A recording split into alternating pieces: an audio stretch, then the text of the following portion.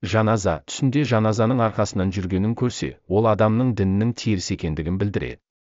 Өзін табыттың ішінде жатқанын көрген адамның дүниесі көп болады. Егер өзін табыттың ішіне қойылғанын және бір топ адамның иығына көтеріп салғанын көрсе, ол адам салтанатқа ие болып, билікке көтерілетініне жорылады.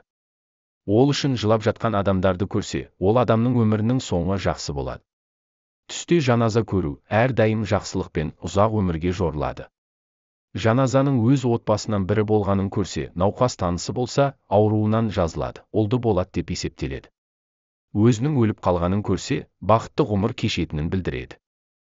Егер көршіңіздің өліп қалғанын және оның жаназасын шығаруға дайындалып тұрғаныңызды көрсеңіз, көршіңіздің сізден разы екендігін білдіреді. Түсінде жаназаны көтеріп жүрген адамның қолына мал түседі.